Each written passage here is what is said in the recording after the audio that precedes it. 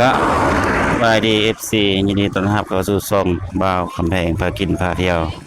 วันนี้พาเอฟซีเฮามาเลาะตลาดสดแคมทางบ้านคุดสมบัติคืนนี้มาแต่ทางมันเกินแล้วทางนี้ทางนี้มาแต่นครหลวงเวียงจันทร์ตลาดมันจะอยู่แถวเป้าน้ำมันนี่เนาะผู้ดีฮอดบ้านคุดสมบัตินี่เมืองนานี่ไปเข้าไปชมเบิ่งนำกัน เป็นตลาดสดพุทธสมบัติขายต้นแรงมีของกินสุกมียำจอกยำจีนกินสุก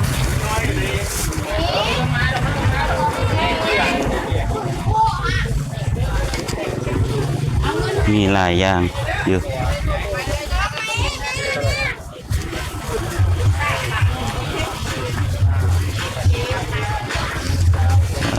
ของทอดของแกม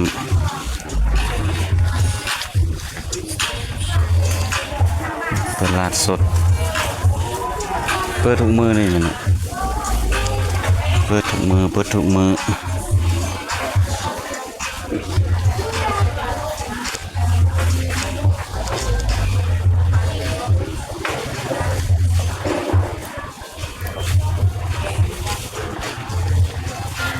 เพชรเลยนี่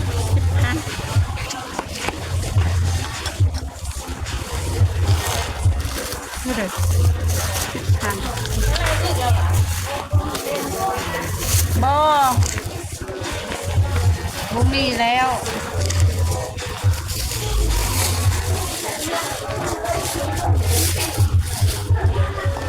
ทำไปละทำเมื่อพวกเมื่อมาเปิดจนเช้าค่ำเปิดมือเลยเนาะตลาดสดตลาดใหญ่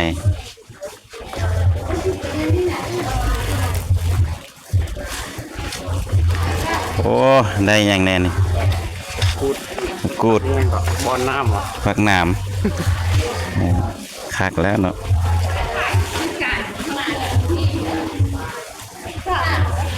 เครื่องสด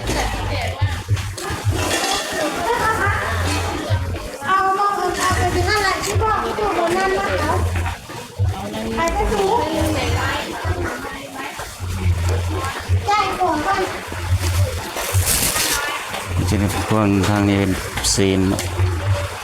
กับขายเครื่องแห้งทางนั้นมันขายเครื่องแห้ง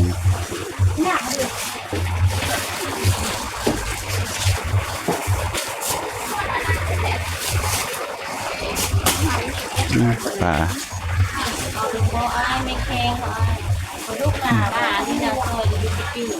พอดีซื้ออยู่นั่นแหละมันแข็งโอ้เนาะ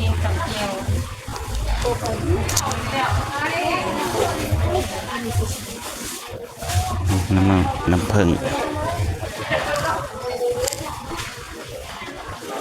นี่ขายเครื่องแห้งเนาะ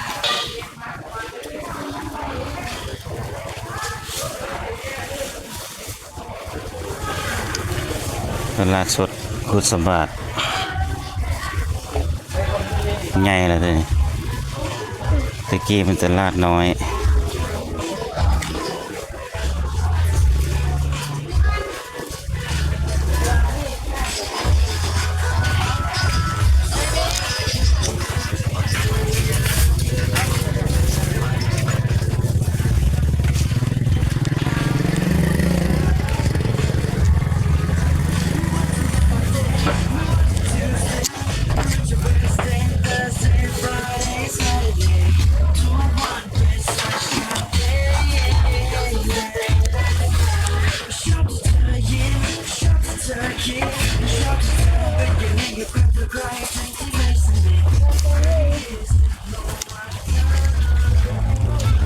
ยำจีนขนมน้ำ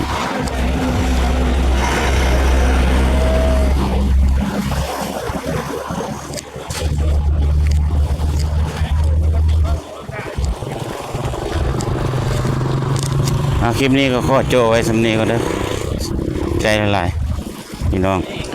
คลิปสั้นๆตลาดเนาะบ๊ายบาย FC